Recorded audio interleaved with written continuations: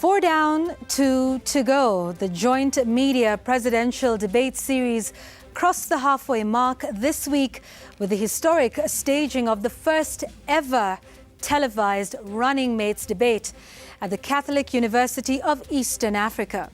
And it was a full house as Ruth Mutua of the UNGA party debated Justina Wamai of the Roots party, while Rigathi Gachagua of UDA took on Martha Karua of the Azimio la Umoja One Kenya party. Tonight we present the scoreboard ahead of next week's debate's grand finale.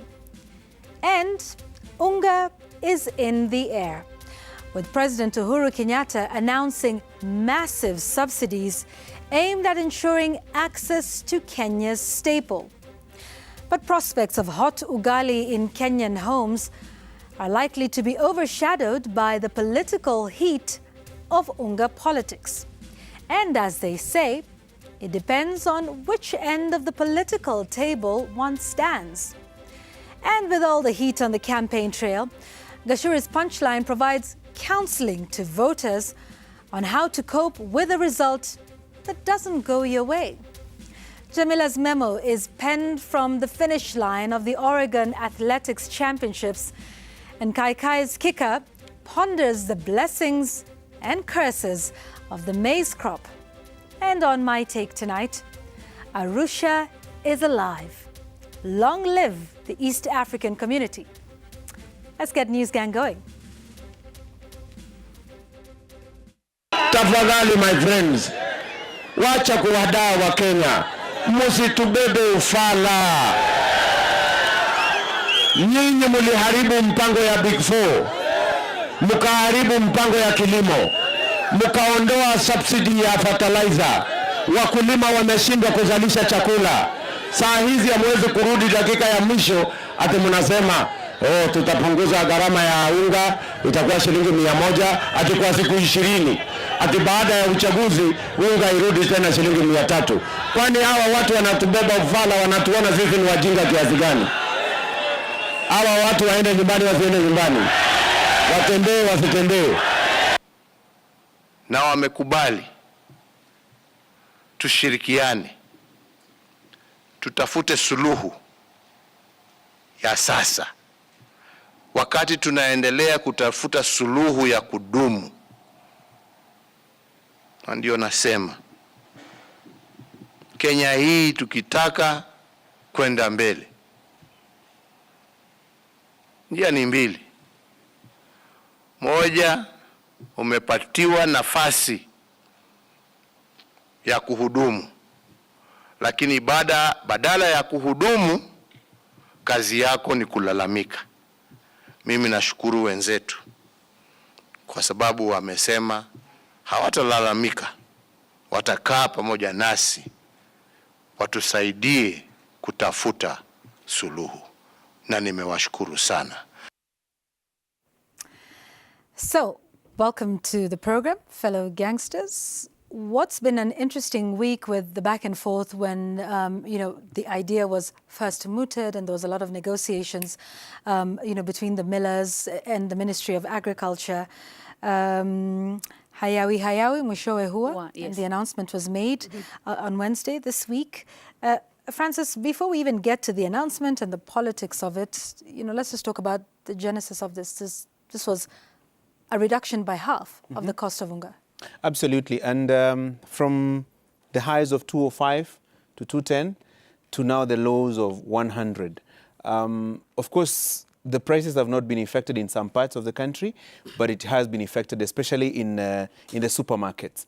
And it's a good thing because obviously people have been suffering because of the high cost of living, be it UNGA, be it cooking oil, talk about kerosene and other petroleum products. So it's a welcome relief.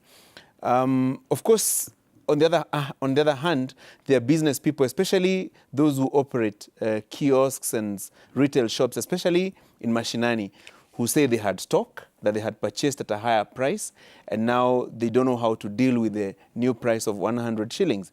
Because how will you convince them to sell at a lower price that which they bought at a higher price? it will of course result in an immediate loss. But even as we grapple with those calculations of profit and loss, the good thing or the end result is a benefit, especially to the consumers. And it's not a new thing, because even in 2017, we had similar problems. And I still don't understand how very close to an election, these maize prices and cost of UNGA keeps rising. So it's a perennial thing, and maybe moving forward is to try and look for a permanent, long-lasting, long-term solution. Otherwise, we will still continue to do the same thing over and over, expecting different results. Yes, and we'll talk about 2017. Yeah. Jamila, look, you know, the cost of living and basic food items has been something on Kenyans' minds, not just over the last couple of months, but over the last couple of years, with a number of factors, you know, behind this. So, I mean, this is an issue that, you know, Kenyan families are grappling with. It's true, Yvonne, and I keep seeing this video that was going around on social media about a lady who went to the till to pay for UNGA, and when she was told the price, she really could not believe it. And that is the reality, Yvonne. Maize is staple food. Ugali, UNGA, tunakula wote, it doesn't matter huyu watu wanakula ugali wote. And it's because ni chakula chetu. So bei ikipanda, it's really like food, like chakula. I can't get unga ugali. You had budgeted for 100 shillings or 52 shillings or 30 shillings, as they say the 500 grams should be sold at. And then all of a sudden you go to your local shopkeeper and he tells you unga ni shilingi 230. In fact, there are places it got to 230 shillings. It's crazy. You lose your mind. What you used to spend kununua ile zaidi ya kilo 4, unapata unaweza kununua tu kilo 2 peke yake. And in fact, after the directive by the president, I was listening to the story by Gatete today. A lot of those retailers, as Gashuri was telling us, have not yet reduced their prices, because they're saying, pali minenda kununua. In fact, you went to a restaurant and they had made ugali and they said, well, the prices have not changed, because where I went to buy the unga, the price was still 200 plus. But then now, in those few places across town where the prices have gone down, people flocked there. Baka, those shops had to limit the number of packets of unga that one could carry home. You know, because you have this fear that itapanda tena. So, wacha tu ninunue ile naweza, so I'm cushioned for a bit. Because there's that fear that in 1 month after the elections, the prices will go back up. Yeah. And Yvonne, as you said, it's just not bei ya unga saizi. Mafuta. Talked about the bei ya petroli and the ripple effect of bei ya mafuta kupanda. It affects transport, affects everything. And as we've said here before, people are still recovering, yet to recover fully from the effects of COVID-19. Remember, businesses were affected. Some closed, they've not reopened. People lost their jobs. I don't know if they've gotten them back yet. So it's still a long process. Ni tatizo juu ya tatizo. Yeah. And that's why I think the unga issue has become a really big deal to a lot of Kenyans. Yes, bei imeshuka, and you're like, phew, but they're asking for how long? How long? Because retailers are asking for, I think, about 175 million shillings from the government. Yeah. As you said, Gashuri, walikuwa washanunua ile unga kwa ile bei ya juu. Na waambia sasa uuze kwa bei ya chini, nani atatusaidia? So they're being told, wanataka 175 million, serikali imeahidi kwamba itawalipa, but mvutano ndo huu, haujaisha. Yeah, and Lina, this, just like every issue at a time like this, with less than 3 weeks to an election, becomes a flashpoint for yet another political debate by different sides of the political divide. You know, the irony is, it sounds like we are here every 5 years. We usually have this kind of either shortage or crisis around, especially the maize meal products around election years. But this time it comes right in the middle of a general cost of living crisis. Driven up with prices of commodities being driven up by the cost of fuel. And now, it's never worse in Kenya until you touch UNGA. Yeah. You touch UNGA and you touch the majority of Kenyans. So this is really a crisis, and nothing illustrates it better than seeing the president yesterday summoning the maize millers and striking a deal that, guys, let's do this. Yeah. Let's do this for the country. Let's try and get this country out of a crisis. But obviously the questions then would be, and that's what we were all observing during the course of the day, when do the changes take effect? And you've seen that most of the day, really, they had not taken effect, meaning then that the relief is yet to be felt by a majority of people, because that is supposed to be felt immediately, even on the dinner or lunch table, whichever that time is. So when you touch maize or UNGA, you've touched the core. That is the base of the economy. And I think you can see the seriousness with which this has been attended to by government. But there was a clip that we started with, and it gives us the context where these things have happened even before. And I just want us to go to some sound bites from 2017, exactly around this time, and see what the political rhetoric on the campaign trail was like that time. Imeoza, imeporomoka. Umeona Busuma? Si Busuma? Mnakula siku hizi? Leo nimesoma kwa gazeti ati wengine sana wanaanza kupika chapati. Wanatangaza ya kwamba wanataka kununua chakula ya kusaidia wananchi, na hiyo hatuna shida nayo. Na baada ya siku mbili waziri ako Mombasa anapokea mahindi kutoka Mexico. Meli kutoka Mexico kuja Kenya inachukua sio chini ya wiki 3. Kama wale tunashindana na wao wanatafuta kitu ya kuenda kutafuta naye kura, watafute kitu kingine. Wajipange vizuri. Waambie wa Kenya vile watajenga barabara, vile wataweka stima, vile watasomesha watoto. Hii ya UNGA hii ni kidogo tutasuluhisha. Ya UNGA ni kidogo tutasuluhisha. That was 2017. 2022, the deputy president is on the opposite side. And the former Prime Minister Raila Odinga is also, they've basically switched places.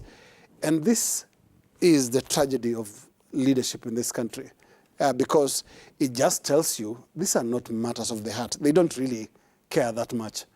If it really mattered, they would sound the same in 2017, exactly the same way they would sound today about the management of the entire question of this type of food called UNGA. So when you see those sound bites, it just tells you the crisis is greater than just UNGA. It's a leadership crisis. Yeah, absolutely, Linus, and you hit it where it really ought to be hit. Look, in 2017, the price of UNGA then was about 160, 170, and it was a near crisis. It was a real campaign issue. At that time, the Jubilee administration was grappling with very, very hot criticism, especially from the NASA team then, that it was unable to deal with a basic issue like cost of UNGA, and it was becoming a campaign issue. And so what did the government do? It had to go to the subsidy route and reduce the price of UNGA to 90 shillings. You remember the 90 bob UNGA? And it had even a GOK emblem, clearly written, 90 shillings. And people consumed the 90 shillings UNGA for that time. And the government then, the Jubilee administration then, managed to put out a fire that was threatening its second term in office. We are back to where it was in 2017. And this time, the government didn't give us the 90 shillings UNGA, but it has given us closer to it at 100 shillings. 10 shillings. 10 shillings less, 5 years later. But the question is, for how long? In the intervening period, to put out a fire that was escalating on the campaign trail, because you would hear the Kenya Kwanza team say, it is since the handshake that the price of UNGA has gone up, that it is as a result of the handshake that the cost of living has gone up. And so the challenge was to President Uhuru Kenyatta and his handshake partner, Raila Odinga, the Azimio presidential candidate, to do something about the cost of UNGA.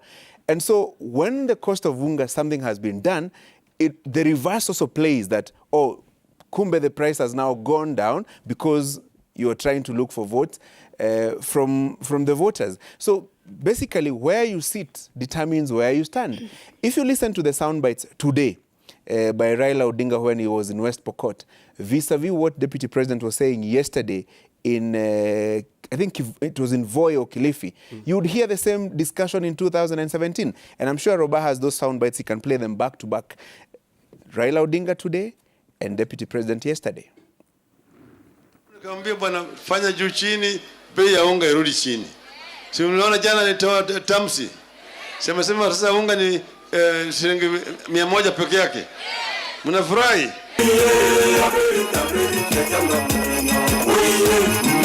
Na nilisikia jamaa wa kitendawili jana akiongea sijui Nakuru.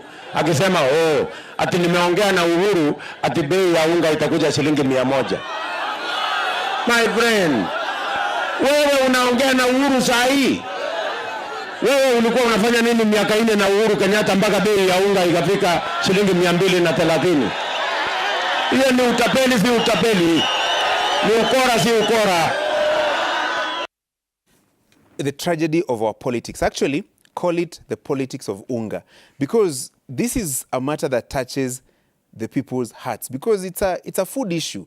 And remember, the economy hasn't been very favorable to many people. So when you have a packet of 2 kg maize flour at 200 shillings and the income has not increased commensurate with the increase in cost of living, so it becomes a very touchy matter. And when you talk about it, you're not only touching the minds of the voters, but also the hearts of the voters. And that's why a solution had to be sought in the intervening period as we head to a general election. And you can imagine if there was no handshake, if Raila Odinga was on the opposite side and the deputy president was on the other side, the 2017 script would have played, but because they have gone different ways, different teams, that's why the 2017 script is changing slightly in 2017, only as far as the players are concerned. But I'll show you something you said, and I'm thinking, do this politics of maize and the UNGA prices and all that, and the way the politicians have been changing since 2017 and now, really affects the voters' decision on who they will vote for? Because yes, the issue of UNGA and Abeya, UNGA Mahindi affects each one of us, and you feel it at your table and you're able to afford it. But would such issues affect or make you change your mind about who you'll vote for, really? Because we've seen throughout our history as Kenyans and how we vote for the weirdest reasons. Yeah, probably maybe it's tribe, or maybe it's the party, or even the individual that you're voting for. Would you vote for someone because of issues such as the prices of basic commodities like food, like the price of mafuta, like how much more you're paying your fare when you're going from one place to another, and the fact that the basic cost of living has gone up? Yes, it's a big issue. When you look at our polls, when we do the opinion polls, the cost of living is a big issue that people say in our theory, and it's some of the things that actually wanafikiria wanapopiga kura. But really, do people look at these issues and decide I'm going to vote and so for so and so because of that or not? I'm trying to think about it, looking at how our politicians wamebadilisha the shoes on the other foot this time if you compare to the issues in 2017, really. Yeah, and I think they do have a thorough understanding of the mindset of the voter and the mindset of Kenyans. I think a lot of these things happen because of the very weak consumer culture in this country. A consumer culture that doesn't demand for accountability. I mean, in Kenya, there'll be an aflatoxin issue in that same UNGA, and nobody will demand for answers. And the politicians understand very well that they can even say the same things or switch sides, and the crowd will cheer. The crowd will cheer very much. We are paying the price also of having a weak consumer base, a consumer base that is so gullible, that places politics above even self, above their own welfare. Because tonight, I can assure you, those who support Raila Odinga are okay with the change of position. Those who support William Ruto are very fine that he has changed his position between 2017 and 2022, which makes this a very complex issue. It makes it almost assured that we can have the similar situation in 2027 when we go to the next election. We'll have another shortage, they switch places, and because there are no consequences, the consumer culture is very weak, it'll just pass. Jamila, look at it this way. You see, politics is a contest. It's competition. So ideally, what you ought to do is to eliminate as many possibilities as possible of your contestant or your competitor to attack you. You know, if there's a weakness in terms of, let's say, the flour prices, if the attack is that you have been unable to do something, then you strive to do something and take away that ammunition from your competitor. And in reverse, if you take away that ammunition from your competitor will find a justification and say, had I not demanded the following, you would not have done it. Had I not asked this question, you would not have given us a response. Or you have done this because of A, B, C, D. So it's fair game, especially for the political class. No. It's to identify the weaknesses and deal with them. Yeah, let me just push back a bit on that argument, Francis. Because I remember in 2008, when Barack Obama was heading to the election, there was a crisis, an economic crisis in the U.S. And what did President George Bush do? He had a sit-down of national leaders. He invited to the White House the candidates in the race for president. Democratic candidate was Barack Obama, a young senator from Illinois, and John McCain, the Republican candidate. They were invited to the White House for a crisis meeting that this is serious. We need to put our heads together and find out how do we solve this. There is a difference. When you have leaders, actually, and they had to, actually Obama suspended his campaign to attend that meeting. Of course, McCain did not attend the meeting and did not suspend his campaign. There's a huge difference in what you can play politics with and what you cannot play politics with. You don't play politics with matters food. UNGA is a staple in Kenya. Without UNGA, a lot of Kenyans will die of hunger. A lot of Kenya will die of poverty. It's a bare minimum. You know, you don't go below that. I don't see why, if they were leaders, why they should play politics with it the way they are playing politics with this UNGA prizes. And I think, you know, the fundamentals of this is that these issues, so regardless of what the politics is on either side, like you said, you know, those who support, Raila Odinga will be happy with this. Those who don't will see this as a temporary solution, which, you know, will end in a month's time. But at the heart of it, and that's what, you know, candidates, all the 4 presidential candidates need to address, is the cost of doing agriculture in this country. Yes. I mean, I've constantly said that being a farmer in this country is hard. It is difficult. It is a thankless job. There is no profit. The issues of climate change are battering farmers. They don't know when to predict the rains that used to be so predictable before. The cost of basic farm implements, fertilizer, getting even good affordable seed, good quality seed. Yeah. These are some of the issues that need to be addressed in this country. And yes, there's also the issue that a maize shortage in this country is equal to a food shortage in this country. How is it that, one crop, the shortage of one crop becomes a food crisis in this country? And let me just say this, because when the leaders bring up the issues of, and this is the time at which they start the discussion to say, well, maybe we should not be so dependent on one staple, one crop as our staple, which is all well and good and makes perfect sense. But sometimes the timing of that conversation is wrong at a time when people who are so dependent on one type of food item now cannot find it, or it is too expensive for them to afford it. And so perhaps these are the conversations to have in between election cycles. So perhaps this conversation should start happening August 10th until August or July of the year 2027, and start to do some of these things. So whilst this is welcome, the bigger conversation is what will happen in the next 5 years that enables farmers to, for instance, be able to cope with or mitigate the effects of climate change in this country, adopting climate smart agricultural techniques. you know, just these are the basics. And we talk about it often, I think, in this country. Some of the agricultural solutions are usually on the consumer side and consumer driven in terms of the cost and access. But we forget to think about the entire value chain of production of food in this country. So think about what this means for the farmer. Think about what this means for the distributor. Think about what this means for the middleman. Then think about what this means for the retailer and the stockists.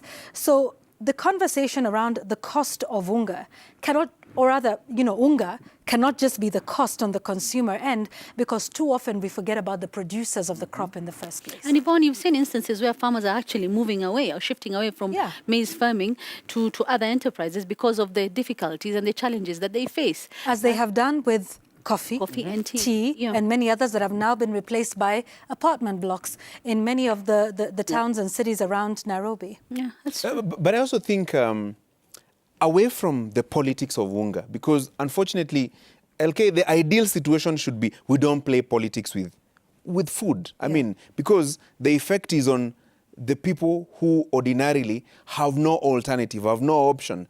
If you play politics with their food, then you're hurting them directly. Ideally, there shouldn't be politics about UNGA and such food items. But unfortunately, we are where we are because of the nature of our politics. But I think it's more important to go back to the fundamentals. Why are we where we are? And how do we avoid being where we are again in 5 years when we will have another election in August 2027? Because it is very highly likely that we may end up there if we don't get the fundamentals right. I mean, this is a country where farmers have been complaining about cost of fertilizer, cost of other farm inputs. So how do we expect productivity to increase without necessarily dealing with the challenges that they are raising on a daily basis? So if we don't deal with those, whichever government comes in, we will end up with this situation in 2027. And over and above that, I think it is also important to hear the millers' story as well. Because if they don't have the ingredients, you know, the maize, so how do we expect them that they're not going to raise the cost of maize flour? Yeah. So it's correlated. It's not a one solution, you know, proposal from one team or the other. I think it's a more diverse discussion that we should have as we move forward. And then also varieties. I mean, we are a country of contradiction. In some places, farmers are complaining that they cannot get their products to the market. On the other hand, we are complaining of lack of food. I think it's a country of contradiction. It absolutely is. Let's take a break. When we come back, we'll talk about those candidates for both, or rather the deputy presidential candidates who are seeking your vote to solve some of these issues we're talking about, including the cost of living and the cost of UNGA. We'll take a look at just what happened at the deputy presidential debates earlier this week. And Francis here will tell us what it was like to have a front row seat at that debate. When we come back, this is News Gang.